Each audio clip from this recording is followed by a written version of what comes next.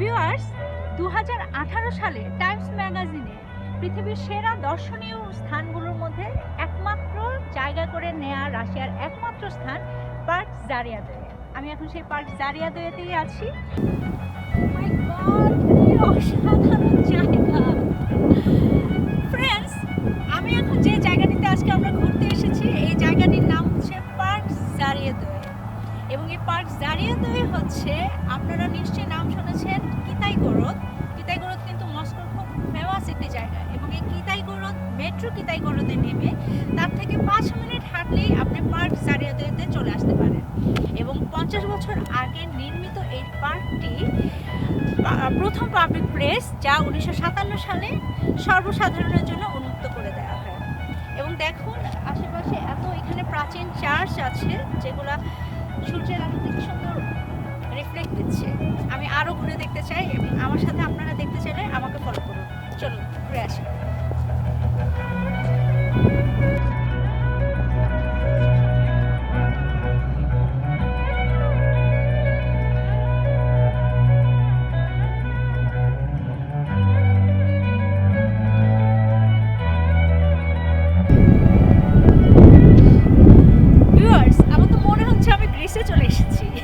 Park জারিয়াদোয়েতে ঘুরতে এসে গ্রিসে চলে এলাম। আসলে এইটা নয়, এখানে প্রাচীন গ্রিসের আদলে পাহাড় কেটে একটি হল বানানো হয়েছে, যার নাম হচ্ছে কনসার্ট হল, যেখানে একসাথে 1,500 দর্শক বসে সঙ্গীত উপভোগ করতে পারবে। এবং গ্রিসের যে মঞ্চগুলো আমরা দেখতে পাই, যে মাঝখানে দর্শক রেখে দর্শকের মাঝখানে পারফরমেন্স হয়, ঠিক সেরকমই এখানেও পারফরমেন্সগুলো ঘটে আপনার মাঝখানে, এবং চারপাশে দর্শক বসে থাকে এবং সেইখানে আপনি উপভোগ করতে পারেন জাজ কিংবা ওয়েস্টার্ন কোনো গান। আমার মনে হয় এটা একটা স্বর্গীয় অনুভূতি।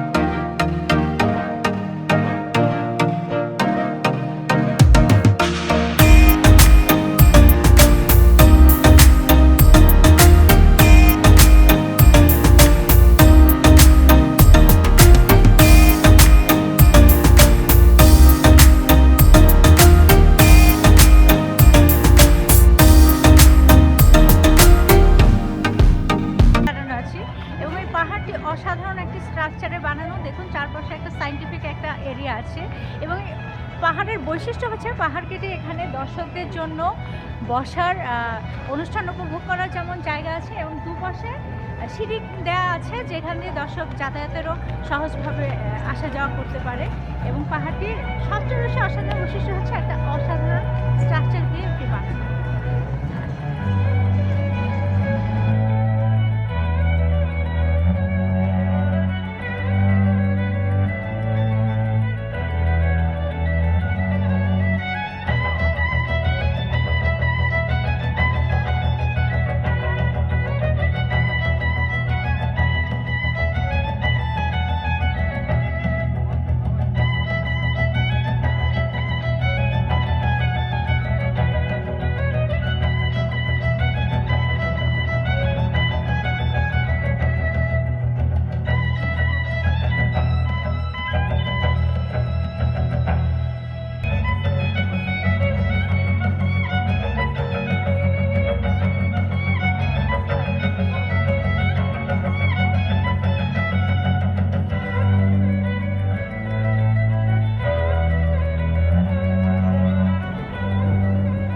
দর্শক, আমি এখন যেখানে দাঁড়িয়ে আছি, এটি হচ্ছে নদীর মাঝখানে ভি শেপের একটি ঝুলন্ত ব্রিজ। এবং এই ব্রিজটিতে আসলে আপনার মনে হবে আপনি কোনো জাহাজের মধ্যে উঠেছেন।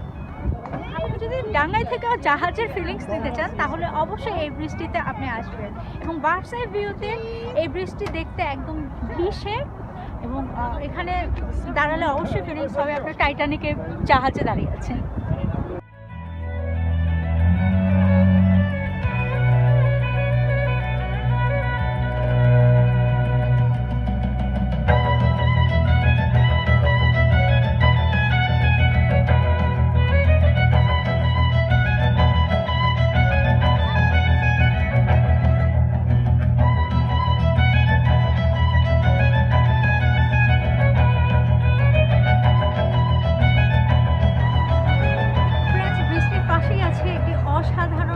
আর্কিটেকচারে নির্মিত একটা রেস্তোরাঁ, এবং এই রেস্তোরাঁটা ভেতরে ইন্টেরিয়র ডেকোরেশন যেমন অসাধারণ, খাবারগুলোও অসাধারণ, এবং খাবারগুলো অবশ্যই এক্সপেন্সিভ।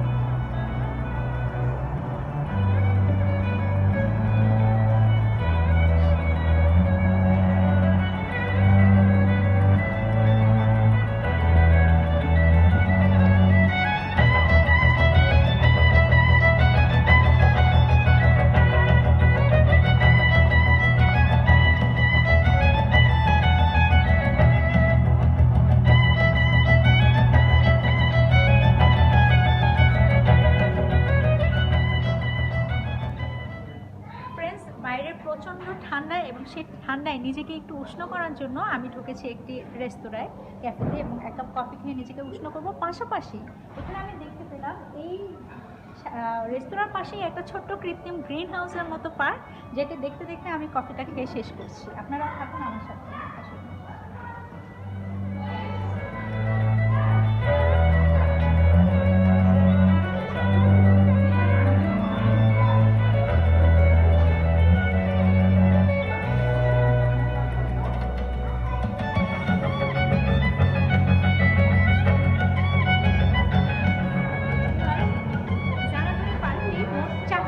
বিভক্ত, এবং এই 4টি অংশ আলাদা আলাদা বৈচিত্র্যে সুসজ্জিত। কোথাও বনভূমি, তো কোথাও পলিমাটি, লাল পলিমাটি, কোথাও পাথরের মাটি, তো কোথাও পাহাড়ি মাটি, এরকম আর কি। এবং এই পার্কটির মূল আকর্ষণ হচ্ছে আইসকেপ, আন্ডারওয়ার্ল্ড মিউজিয়াম এবং নেচার পার্ক। এগুলো টিকিটের ব্যবস্থা আছে। আপনি আসলে এখানে শুধু একদিনে ঘোরা সম্ভব নয়, অনেক দিন আসতে হবে, কারণ আপনার প্রতিটি জিনিসই দেখতে আপনার অনেক টাইম লাগবে। এবং 78 স্কোয়ার মিটারের উপর নির্মিত এই পার্কটিতে একই সাথে 450 গাড়ি পার্কিংয়ের সুবিধা রয়েছে, এবং পার্কটিতে আসলে আপনার চোখ তো জোড়াবে, মন ভরবে না আসলে।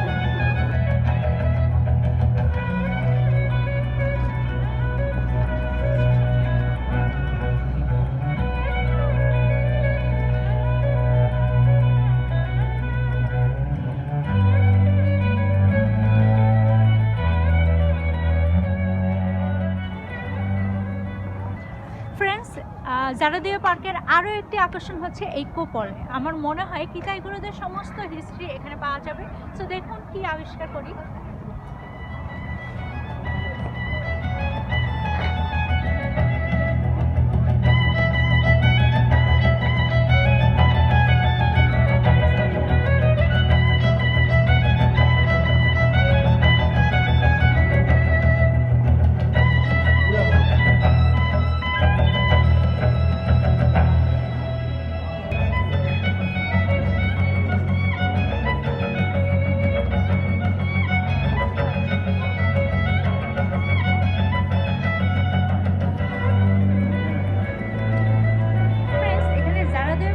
পাশাপাশি কিতাইগুরুদ এবং আপনার রেড স্কোয়ারেরও হিস্ট্রি আমি দেখতে পাচ্ছি।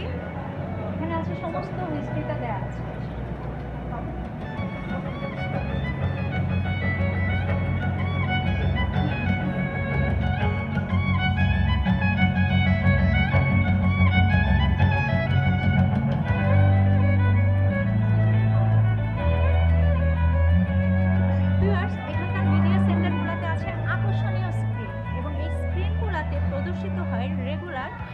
রাশিয়ান হিস্ট্রিক্যাল ডকুমেন্টারি এবং প্যানোরামা ধরনের এই স্ক্রিনগুলো আসলে সিনেমা হলের চেয়েও আকর্ষণীয়।